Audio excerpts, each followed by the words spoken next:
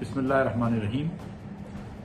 State bank ने आज discount rate या पॉलिसी रेट को 1.5% से बढ़ाने का फैसला किया है। तो 7.25 से 8.9% पॉलिसी रेट बढ़ गया है, जिससे शरह सूद पाकिस्तान भर में हर चीज़ की बढ़ जाएगी और जितनी भी सनत है उसके लिए भी सूद महंगा हो जाएगा और बिलखुसूस हुकूमत पाकिस्तान को 400 अरब रुपए की सूद की अदायगी मज़ीद करनी पड़ेगी सालाना मज़ीद।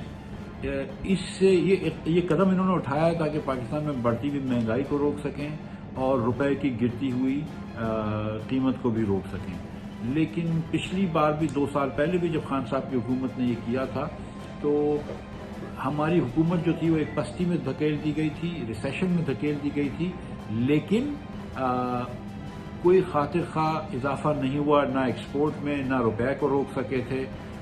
तो अब भी ऐसा लग रहा है कि जो इस वक्त इन्फ्लेशन है वो कॉस्ट पुश इन्फ्लेशन है, जिसकी वजह पेट्रोल महंगा, गैस महंगा, बिजली महंगी और इम्पोर्टेड गुड्स रुपए गिरने की वजह से जो महंगे हुए उसकी वजह से है। तो मजीद इंटरेस्ट रेट बढ़ाकर मेरा नहीं ख्याल है कि इन्फ्लेशन को बहुत काबू पा लिया जाएगा, लेकिन बहरहाल स्टेट बैंक ने अपनी दानिश में ये बढ़ा दिया है। दूसरी जो बात है कि रुपए की स्टेम को रोक सकेंगे तो वो कोशिश ये कर रहे हैं, लेकिन क्योंकि आज ही नंबर आया है कि 1.6 अरब डॉलर से जायद का अक्टूबर के लिए दुनिया अब हमारी तारीख का सबसे ज्यादा करंट अकाउंट डेफिसिट आया है और हम अब शायद 15 अरब डॉलर से ज्यादा का करंट अकाउंट डेफिसिट करेंगे।